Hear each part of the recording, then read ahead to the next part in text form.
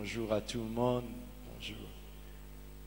Nous voulons, par la grâce de Dieu, commencer cet enseignement très important sur l'avantage de jeûner. L'avantage de jeûner. Je sais que le sujet sur le jeûne n'est pas un sujet populaire. Ce n'est pas un sujet qui amène l'enthousiasme du côté des auditeurs et même très peu aussi sont enthousiasmés pour l'enseigner. Vous allez vous rendre compte que très peu de gens ont suivi un enseignement particulier sur le jeûne. Un enseignement particulier systématique sur le jeûne. Il y a très peu de séminaires qui sont organisés sur le jeûne. Très peu d'enseignements qui sont organisés. Et quand aujourd'hui, par exemple, ça tombe d'ailleurs à pic au moment où je vous enseigne sur ces choses, quand on parle de jeûne, on voit plus les musulmans. Les musulmans qui jeûnent chaque année combien de jours? Les musulmans jeûnent combien de jours? Combien de jours chaque année ils jeûnent? 40 jours. Et c'est ce qui est connu mondialement. Ce sont les musulmans qui s'adonnent à la pratique du jeûne. Et on connaît très peu de choses sur la manière des chrétiens de jeûner. Aujourd'hui, je voudrais parler à quelqu'un qui dit que ces gens ne peuvent pas me dépasser. Ces gens qui ne connaissent pas le seul vrai et véritable Dieu ne peuvent pas me dépasser, moi qui connais le seul et le véritable Dieu. Il ne faut pas que les gens qui ne connaissent pas Dieu aient plus de dévotion pour Dieu que nous qui connaissons Dieu, qui devrions avoir plus de dévotion, plus d'amour pour Dieu. Alléluia. Est-ce qu'il y a quelqu'un qui aime Dieu ici? Est-ce qu'il y a quelqu'un qui aime Dieu et qui aimerait le chercher de tout son cœur? Et Dieu a dit, si vous me cherchez de tout votre cœur, vous me trouverez. Hélas, aujourd'hui, beaucoup de chrétiens ne jeûnent pas ou carrément ne jeûnent pas régulièrement. Si vous posez la question à votre voisin, la dernière fois qu'il a jeûné, demandez-lui un peu la dernière fois qu'il a jeûné, c'est quand? Demandez-lui un peu la dernière fois qu'il a jeûné, personnellement. Vous allez trouver vous allez trouver des gens, mais c'est très rare, n'est-ce pas? Est-ce que vous avez encore vu des gens qui jeûnent eux-mêmes sans qu'on puisse leur demander? Ils jeûnent eux-mêmes pendant des jours et des jours. Je voudrais, avant d'aller très loin, demander de nous tous qui sommes là, prenons seulement notre échantillon. Qui est celui qui a décrété un jeûne personnel de 3 jours? Un jeûne personnel, qu'il a déjà fait dans son expérience. Gloire à Dieu. Ça, c'est extraordinaire. Je voudrais savoir s'il y a quelqu'un qui a déjà fait un jeûne personnel d'1 semaine. Gloire à Dieu. Je commence à voir les mains. Les mains s'élèvent encore. Est-ce qu'on peut bien lever les mains? Je voudrais voir dans cet auditoire. Ok, j'augmente un peu. Un jeûne personnel de 21 jours. Ok, je vois, il y a 4 qui sont restés maintenant là. Moi, j'en fais partie. Un jeûne personnel de 40 jours. Personnel. Je vois, il y en a, gloire à Dieu. Vous voyez, et un jeûne personnel de 80 jours. 80 jours de suite. Gloire à Dieu. Est-ce que vous savez qu'il y a des gens qui ont fait des jeûnes personnels de 80 jours? Wow. Est-ce que vous pensez que c'est la même chose pour une personne qui prie sans gêner qu'une personne qui jeûne, qui prie en gênant? Il doit y avoir une différence, les amis. Il doit y avoir une différence. Beaucoup même au milieu chrétien disent qu'il ne faut même pas jeûner. C'est un sujet qui a même amené des polémiques parce que certains ont dit qu'il ne faut même pas jeûner. Pourquoi? Parce que nous sommes dans la nouvelle alliance, hélas. Mais si nous devons être honnêtes, nous tous, et si nous devons être sincères, nous devons admettre que beaucoup de gens ne connaissent pas vraiment les avantages de jeûner. Beaucoup de gens. Et même ceux qui sont en train de jeûner, certaines fois ils jeûnent et ils le font très très mal. Très peu de gens comprennent la signification et la bonne manière de jeûner. Très peu de gens. Or, quand nous regardons dans la Bible, et c'est quelque chose qu'il faut que nous puissions nous tous ensemble être, sur lequel nous devons nous tous ensemble être d'accord. Les hommes et les femmes de la Bible étaient des hommes et des femmes qui jeûnaient. Que ce soit dans l'Ancien Testament, comme dans le Nouveau Testament, ils jeûnaient. Et le jeûne, vous n'avez pas besoin d'augmenter le volume. Je suis en train de parler par, baissez seulement le volume. Ok. J'ai fait ça exprès pour ne pas perdre ma voix. Alors, quand nous regardons dans la Bible, vous allez vous rendre compte que le jeûne n'était pas simplement l'affaire des leaders. Ce n'est pas seulement le responsable qui jeûnait, les responsables spirituels ou religieux. C'était l'affaire de tout le monde. C'était l'affaire de tout le monde. Et vous allez voir même que dans la Bible, vous allez voir que ce n'était pas seulement l'affaire des leaders et de tout le monde, mais ce n'était pas seulement l'affaire d'hommes ou de femmes, c'était même l'affaire des enfants. Il y a eu des jeûnes qui ont été publiés même pour des enfants. C'est extraordinaire. Et quand nous regardons aussi dans l'histoire de l'Église, toutes les églises fortes, tous ceux qui ont réussi dans leur vie étaient des personnes qui étaient en train de jeûner. Les faits importants et les faits les plus importants que nous devons marquer, c'est que Jésus-Christ lui-même a jeûné. Jésus-Christ a jeûné. Il a jeûné pendant combien de jours? Il a jeûné pendant combien de jours? Et nous devons ne pas perdre ça de vue, c'est très important. Et quand on parle de jeûne, évidemment, aujourd'hui, le problème que nous avons, à cause de certains abus, parce que certains ont très mal jeûné et il y a eu des conséquences dans leur santé ou dans leur vie, certains ont carrément rejeté cette pratique de jeûne. Mais pourtant, ce n'est pas parce que le jeûne a été mal pratiqué qu'il ne faut pas le pratiquer de la bonne manière. Ce n'est pas parce que quelque chose a été déformé qu'il ne faut pas faire la bonne chose que Dieu nous recommande. Et aussi, il faut comprendre ce que c'est le vrai jeûne pour que vous puissiez en tirer le maximum et le maximum des bénéfices. Alors, ma question est celle-ci. Qui a déjà suivi un enseignement pendant plusieurs jours sur le jeûne? Pendant plusieurs jours sur le jeûne. Ok, d'accord. Je voudrais savoir qui a déjà lu un livre entier qui commence du début jusqu'à la fin sur le jeûne. Vous vous rendez compte que ce n'est pas quelque chose qui intéresse beaucoup de chrétiens. Et pourtant, ça devrait nous intéresser. Et c'est un sujet qui appelle également plusieurs questions pour lesquelles on aurait dû s'investir pour apprendre. Il fallait qu'on cherche à savoir qu'est-ce que c'est que le jeûne, quel est l'avantage de jeûner, comment il faut jeûner, comment commencer un jeûne, comment terminer un jeûne, comment pratiquer un jeûne de plusieurs jours. Est-ce que quand on jeûne, il ne faut pas seulement manger? Est-ce que quand on jeûne, on peut manger? Et quand on jeûne, qu'est-ce qu'on peut faire et qu'est-ce qu'on ne peut pas faire? Toutes ces choses auraient normalement dû susciter notre intérêt de suivre un enseignement dans ce sens-là. Alors maintenant, ce que nous devons dire, les sujets de jeûne intéressent ceux qui ont besoin d'une communion plus intime avec Dieu. Pour beaucoup de gens, quand on parle du jeûne, ils ne sont pas intéressés. Mais ceux qui ont besoin d'avoir une intimité particulière avec Dieu, voici les personnes qui sont intéressées par le jeûne. Ceux qui ont besoin de réussir dans le domaine de la prière, ce sont les personnes qui sont intéressées par le jeûne. Ceux qui ont besoin de réussir dans le domaine spirituel, ceux qui ont des attentes spirituelles beaucoup plus élevées que les autres, et ils sont intéressés par le jeûne. Ceux qui ont besoin du succès dans le travail de Dieu, et ils sont intéressés par les jeûnes.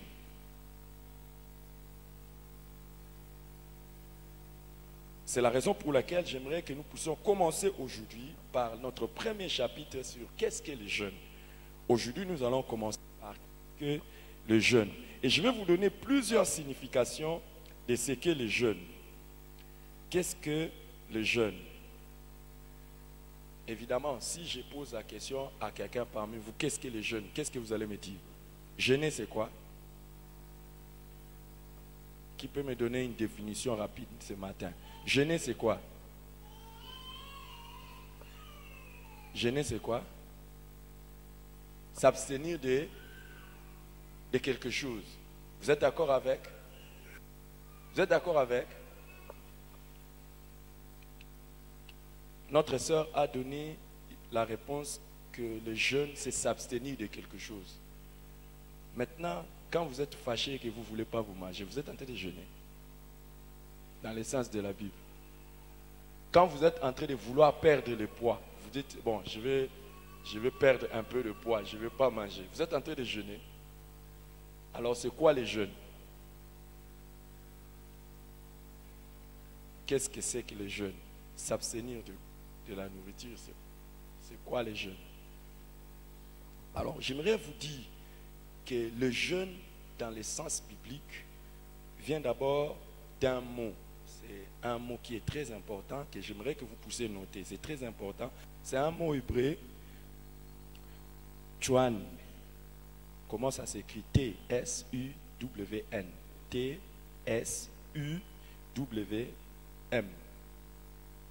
Tshwan. Et ce verbe veut simplement dire c'est couvrir la bouche. T-S-U-W-M. C'est un mot qui veut simplement dire c'est fermer la bouche. Ça, c'est le mot hébreu qui dit ça. Il y a un autre mot. L'Ancien Testament a été écrit en hébreu, le Nouveau Testament a été écrit en grec. Et le mot qui, en grec, traduit le mot jeûner, le verbe jeûner, c'est nestéo. Nestéo, c'est N-E-E-T-S, pardon, N-E-E-S-T-E-O. C'est d'ailleurs à partir de ces mots, de ces verbes, que le nom de Nestor est arrivé. Le nom de Nestor, c'est quelqu'un qui jeûne. Donc, fermer la bouche. À quoi ça renvoie déjà? Quand, sur le plan spirituel, on voit une expression du genre fermer la bouche, le jeûne renvoie déjà à l'idée d'un silence saint. C'est-à-dire, quelqu'un s'abstient de parler aux autres. Donc, un désir spirituel qu'il amène à se couper des autres. Et l'idée qui est sous-entendue, je ne parle pas aux hommes, mais je veux être en communion avec Dieu. Est-ce que vous comprenez? Donc déjà le fait, c'est un peu comme si tu dis, devant des situations, mais pour que tu plonges, tu fermes ta bouche. Le verbe veut dire c'est couvrir la bouche. Donc tu fermes ta bouche dans le but de te consacrer à Dieu, dans la communion avec Dieu. C'est un peu comme si ça arrive, par exemple, tu vas avoir envie de dire quelque chose, mais il y a quelque chose de plus profond au fond de toi. Ferme la bouche. Mais maintenant, là, dans ce sens-là, c'est fermer la bouche pour une communion intense avec Dieu sur le plan spirituel. C'est ça l'essence originale ou l'essence étymologique de ces mots-là, jeûne. Alors, c'est quoi alors le jeûne? Puisque notre bouche, ça nous sert à parler et à manger, quand quelqu'un jeûne, il s'abstient de la nourriture dans le but d'avoir une communion profonde avec Dieu. Le jeûne n'est pas seulement s'abstenir, mais c'est s'abstenir pour une communion plus intense avec Dieu. Est-ce que quelqu'un me saisit ce matin? Est-ce que vous saisissez?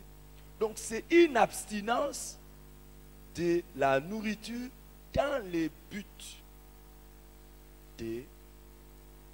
d'avoir une communion intense avec Dieu.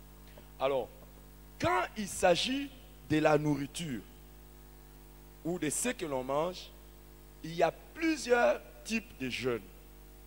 Il y a plusieurs types de jeûnes quand il s'agit de fermer sa bouche, quand nous regardons dans la Bible. Le premier type de jeûne, on appelle ça le jeûne absolu. Le jeûne absolu, c'est qu'on ferme sa bouche, on ne mange rien et on ne boit rien. C'est le jeûne absolu. Donc tu ne manges rien et tu ne bois rien. Donc tu as décidé de t'abstenir de tout. Alors nous avons l'exemple de Moïse dans Exode chapitre 19. Exode chapitre 19, 14 à 15. Nous avons aussi l'exemple des gens de Ninive. Les gens de Ninive dans Jonas chapitre 3, le verset 7. Jonas chapitre 3, le verset 7. Et nous avons aussi l'exemple de Juifs avec Esther. Dans Esther chapitre 4, le verset 16. Donc là, les gens ont décidé de ne rien manger, rien boire, dans le but de se consacrer à la prière. Nous allons revenir sur ça. Quand nous allons suivre les indications bibliques, nous allons voir que ces jeûnes, et même les indications scientifiques, ces jeûnes absolus, normalement ne peuvent pas excéder 72 heures, sauf miracle de Dieu. Après les 72 heures, c'est-à-dire après 3 jours de jeûne comme ça, là, le corps sera tellement faible que vous pouvez, si vous n'avez pas une assistance miraculeuse de Dieu, avoir des problèmes même pour prier. Alors ça, c'est ce qu'on appelle le jeûne absolu. Donc tu t'abstiens de tout. Tu ne manges pas, tu ne bois pas. Tu ne manges pas, tu ne bois pas. Est-ce qu'il y a quelqu'un qui a déjà fait ce jeûne absolu pendant 3 jours? Il y a quelques mains. Tu ne manges pas, tu ne bois pas. Maintenant, les problèmes, comme nous avons dit, et je le dirai plus tard, la valeur d'un jeûne n'est pas que dans l'abstinence de la nourriture, mais la valeur d'un jeûne vient de la recherche de Dieu. Si tu t'abstiens de la nourriture et que tu ne recherches pas Dieu, tu ne verras pas ton jeûne être précieux. Il faut que ça soit, j'abandonne ça pour rechercher Dieu. Nous allons revenir un peu sur ça plus tard. Alors, à part les jeûnes absolus, on parle aussi de jeûne complet. Certains parlent du jeûne total. Jeûne complet. Le jeûne complet, c'est qu'on s'abstient de tout, sauf de l'eau. Donc, on s'abstient de tout, sauf de l'eau.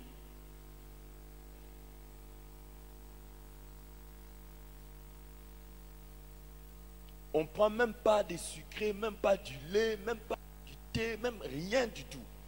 Seulement de l'eau. Ça, c'est le jeûne que Jésus a fait. Dans Luc chapitre 4, vous allez vous rendre compte de ça.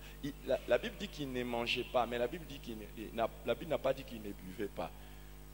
C'est le jeûne complet, ou que les autres appellent le jeûne total. Donc là, tu t'abstiens de tout sauf de l'eau. Avec ce jeûne, tu peux aller plusieurs jours. Tu peux aller plusieurs jours, même de 3 jours. Si tu ne manges pas, tu ne bois pas de sucre, tu ne bois pas de lait, mais tu prends que de l'eau. Tu peux aller plusieurs jours. Alors, le troisième type de jeûne, ça c'est le type qu'on appelle le jeûne partiel. Le jeûne partiel, ça dit, il y a plusieurs types de jeûne partiel. C'est-à-dire on s'abstient de manière partielle de certains repas. Par exemple, on peut dire, et ça je sais que beaucoup de gens font, vous vous dites, au lieu de manger matin, midi, soir, je vais manger seulement le soir. Donc je mange une seule fois. Ça c'est un jeûne partiel. C'est-à-dire que tu t'es abstenu de 3 repas ou de plusieurs repas, tu te dis, je vais simplement prendre un seul repas. Mais encore faut-il, pour que ce soit un jeûne, ça ne soit pas le cumul des repas le soir, que tu prends, comme quand on était au début de la foi, tu dis, je vais jeûner jusqu'au soir, gardez pour moi mon thé, gardez pour moi ma nourriture. Et le soir, là, quand tu commences maintenant à manger, tu commences d'abord par tout, pam. Là, ça n'a pas de sens, ça c'est la gloutonnerie. Ça n'a pas de sens. Ça, c'est un peu ce qu'on appelle le jeûne partiel, et c'est ce que beaucoup de gens font. Alors, le deuxième type de jeûne partiel, c'est que tu décides de ne consommer que, par exemple, de jus, de fruits, tu décides de consommer que du lait, tu dis, bon, je vais consommer que ces choses, des liquides, hein, par exemple, de jus, du lait. Et ça, c'est un jeûne partiel. Pourquoi? Parce que dans le jus, parce que dans du lait, il y a des éléments qui peuvent te redonner un peu la force. Donc, si tu ne t'es pas coupé de tout. Et le troisième type de jeûne partiel, c'est tu te dis, je m'abstiens de certains repas particuliers. Comme par exemple Daniel. Daniel a dit, j'ai pris la décision pendant 3 semaines de ne pas manger de mets délicats. Vous pouvez voir ça dans Daniel chapitre 10, du verset 1 au verset 3. Donc lui, il a dit, je ne vais pas manger de mets délicats. Il y a des gens, par exemple, qui disent, pendant un temps, je ne prendrai que du thé et du pain. Ça, c'est le jeûne partiel. Donc, tu n'es qu'en train de prendre, ou bien, il y a des gens qui disent, pendant tous ces mois ici, je ne mangerai que du pain. Donc, là, c'est vraiment partiel. Ou bien, pendant tous ces temps-ci, je ne mangerai que de la viande. Alors, le vrai jeûne consistera à se débarrasser d'un mets que l'on aime. Il ne faut pas dire, pendant tout ce temps, je ne veux pas prendre la viande alors que tu n'aimes même pas la viande. Ça n'a rien à voir. Ça n'a rien à voir. Pendant tout ce temps, je ne prendrai pas du sucré, pendant que tu ne prends pas du sucré. Ou pendant tout ce temps, je ne ferai pas ceci, alors que ce n'est même pas ce qui te demandait. Alors, vous voyez, maintenant l'avantage, pourquoi beaucoup de gens font le jeûne partiel? Parce que le jeûne partiel peut s'étaler sur plusieurs jours. Le jeûne partiel peut s'étaler sur plusieurs jours. Le jeûne partiel peut te permettre au même moment de jeûner et de continuer les activités normales de la vie. Tu peux jeûner de manière partielle et tu continues pendant longtemps. Et aussi, le jeûne partiel peut t'aider à conserver l'énergie pour la prière, des prières intenses, alors que tu prolonges ton temps de jeûne. Très important. C'est très important. C'est le jeûne qui est recommandé pour ceux qui sont obligés ou qui ont des activités contraignantes. Moi, les premiers jeûnes personnels que j'ai fait, de 40 jours, mon première expérience de jeûne et prière, c'était de 6h à midi. À midi, j'étais KO.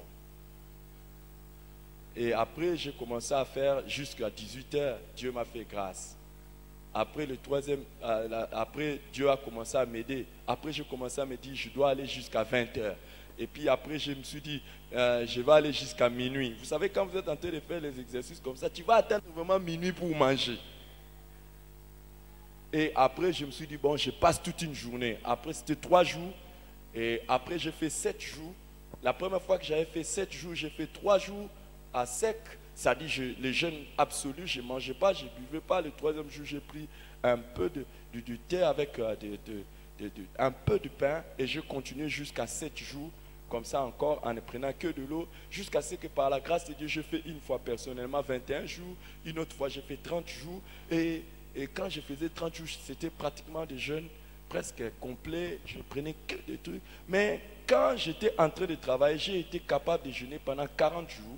Pendant 40 jours. Et là, j'avais fait un jeûne partiel. Je me rappelle même qu'à l'époque, j'avais déjà connu le pasteur Oscar. C'était en 2000. Je faisais 40 jours.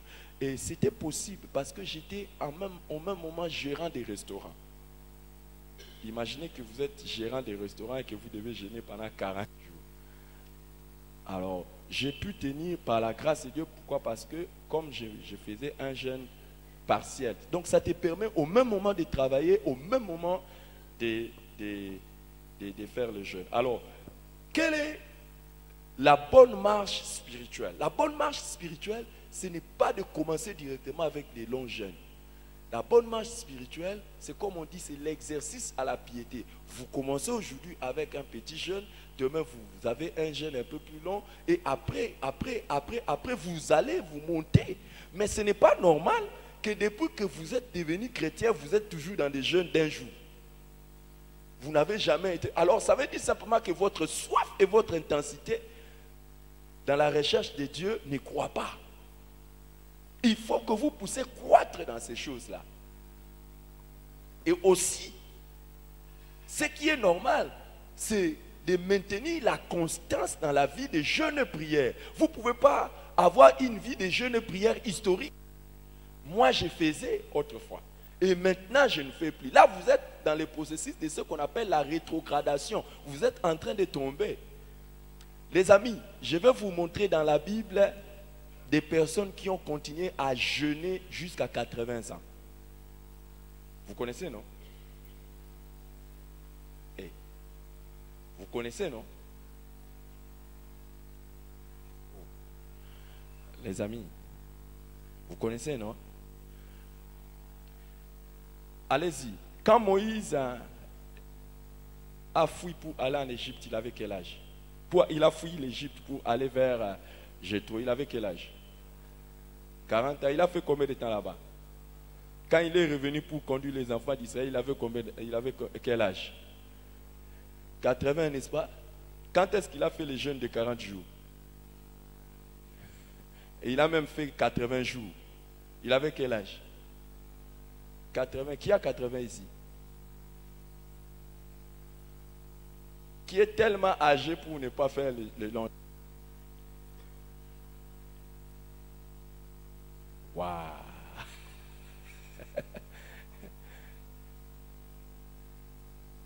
Et il y a une autre personne, nous allons voir l'exemple aussi de Anne, qui a fait aussi des jeûnes jusqu'à 80 ans.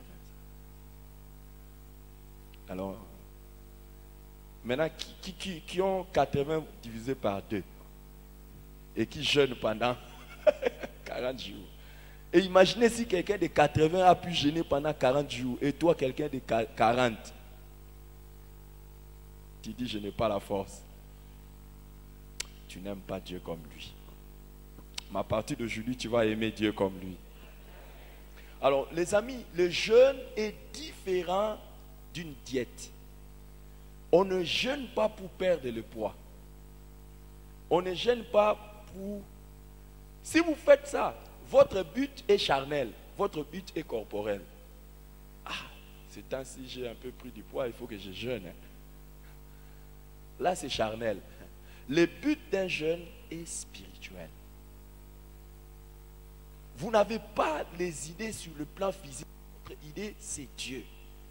Et le jeûne est également différent d'une grève de faim.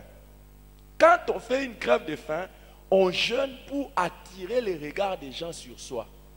On jeûne pour une cause sociale, politique ou quoi que ce soit. Par exemple, lorsque vous êtes en train ici, en Afrique, pour voir quelqu'un faire la grève de faim, c'est terrible. Déjà, on ne mange pas. Déjà, on ne mange pas. Comment on va faire même la grève de faim? Il y a des gens, par exemple, dans des pays développés, ils disent, je ne veux pas manger parce que je veux obtenir ceci ou cela. Mais ça arrive aussi que, par exemple, même ici, chez nous, au pays, c'est arrivé, on a arrêté quelqu'un en prison, il dit, il refuse de manger, ou bien il va mourir. Pourquoi? Parce qu'il veut qu'on puisse lui faire justice. Ça, c'est la grève de faim. Ça, c'est pour des raisons purement sociales, purement politiques, purement humaines. Mais quand on jeûne, c'est pour des raisons spirituelles. Tu cherches Dieu. Tu es tellement préoccupé par Dieu. En fait, le jeûne, c'est quoi? C'est comme, par exemple, le psalmiste avait dit dans le psaume 42, le psaume 42, 1 à 2, il dit, comme une biche soupire après le courant d'eau, ainsi mon âme soupire après toi. Mon âme soupire après toi, ô Dieu. Mon âme a soif de Dieu. De Dieu vivant. Quand irai-je et paraîtrai-je devant la face de Dieu? En fait, quand les jeunes, c'est quand vous vous dites, j'ai tellement soif de Dieu que j'abandonne le reste. J'ai tellement soif de Dieu que je m'abstiens du reste. Je ferme ma bouche pour chercher Dieu. Ça, c'est le jeûne. Et je prie que Dieu te donne une telle soif de Dieu pour que tu sois prêt à t'abstenir de choses afin de ne chercher que lui et lui seul, pour attirer son attention sur ta cause, attirer son attention, l'attention de Dieu sur la cause de quelqu'un. Ça veut dire que tu dis à Dieu, regarde, je mets tout, moi-même je mets tout, ou toi tu me demandes de mettre tout, j'accepte pourvu que je sois en communion avec toi. Je vais continuer avec vous demain pour que nous puissions avoir le temps dans la prière. Je vais continuer avec vous demain à signifier d'abord qu'est-ce que les jeûnes avant que nous puissions évoluer. Pendant ce temps, nous voulons prier. Je veux que nous puissions prier.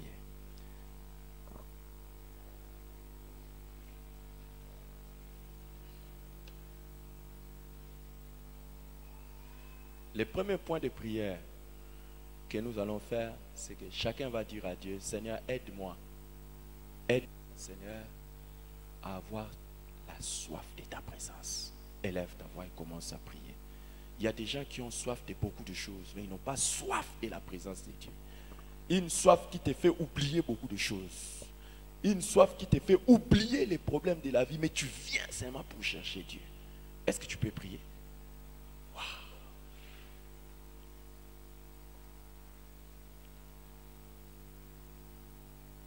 Mon âme soupire après toi.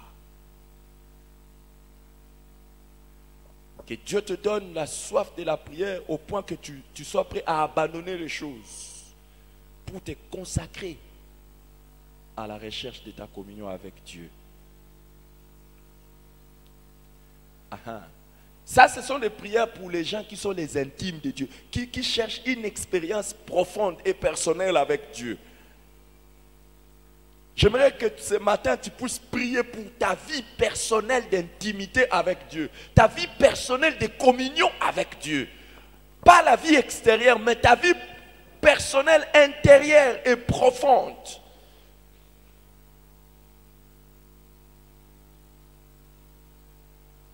Et il y a une personne qui va se lever et va dire, Seigneur, fais de ma vie une vie de jeûne. Fais de moi une personne qui jeûne.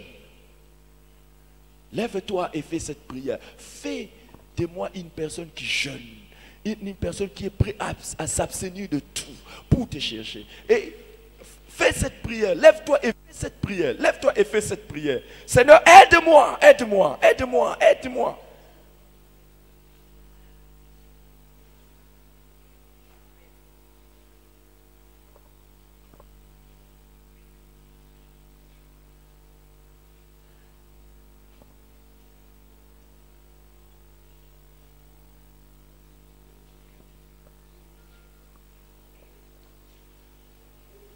Et les amis, quand on jeûne, quelque chose se passe.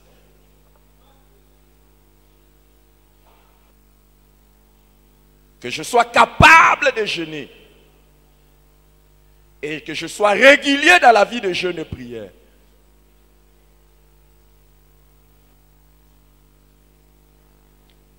Dieu a dit, si vous me cherchez, vous me trouverez si vous me cherchez de tout votre cœur.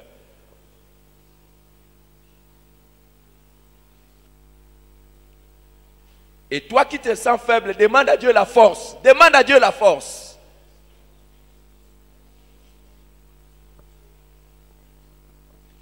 Toi qui dis, hey, je n'arriverai pas. Tu arriveras par la grâce de Dieu. Je puis tout par celui qui me fortifie, disait Paul.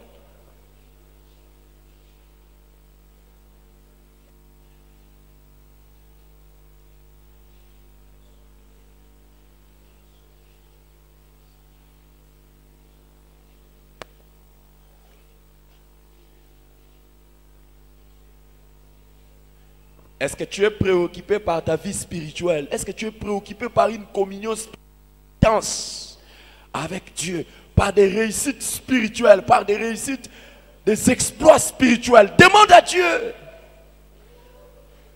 Les jeunes, c'est pour ceux qui veulent réussir dans le domaine spirituel.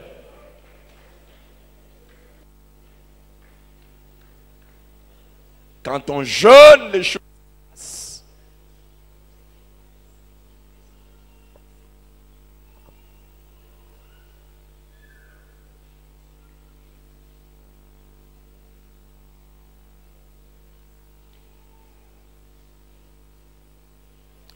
Demande à Dieu de te donner la force d'être plus proche de lui. Toujours plus proche de Dieu. Toujours plus proche de Dieu. Toujours plus proche de Dieu. Toujours plus proche de Dieu.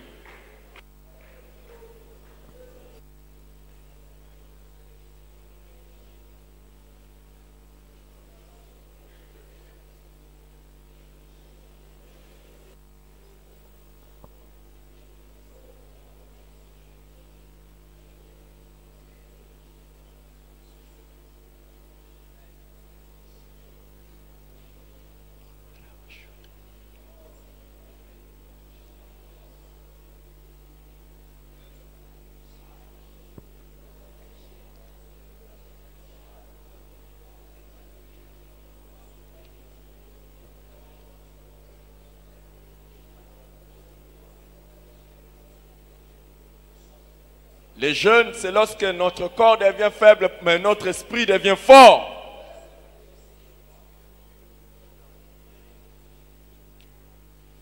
S'il vous plaît, levez les mains maintenant.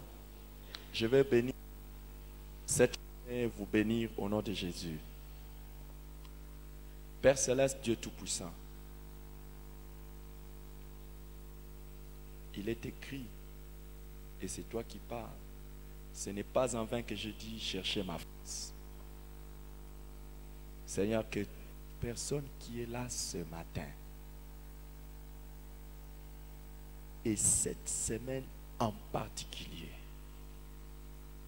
qui a pris la décision de venir pour apprendre comment te chercher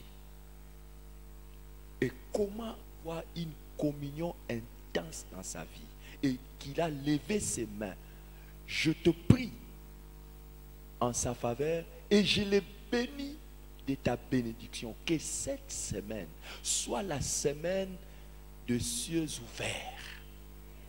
Que le ciel soit ouvert sur sa vie, sur sa famille, sur tout ce qu'il touchera, afin qu'il dise, il y a un avantage à chercher Dieu. Père, que chaque personne qui est ici et qui a levé ses mains ait des témoignages. Et que ça commence dès aujourd'hui. J'étais dans la présence de Dieu. Il m'a même donné des choses que je n'ai pas demandées. Il y a des choses extraordinaires qui ont commencé à s'opérer pour moi. Que ce soit une semaine où le ciel va libérer de multiples faveurs sur chaque personne ici.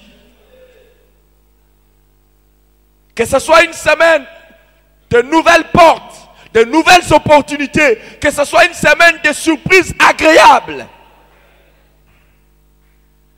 Que ce soit une semaine où il est interdit à une mauvaise chose de nous arriver.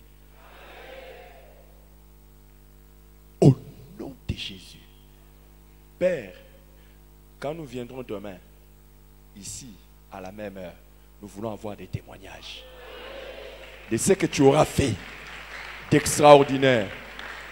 Il y a une personne qui a un fardeau pour sa vie, sa famille, sa maison. Seigneur, visite sa famille. Il y a une personne qui a un fardeau pour ses affaires, Éternel des amis, son ministère. Visite-le. Seigneur, merci. Que cette journée soit exceptionnellement bien. Pour la gloire de ton nom, au nom de Jésus. Amen. Dieu vous bénisse.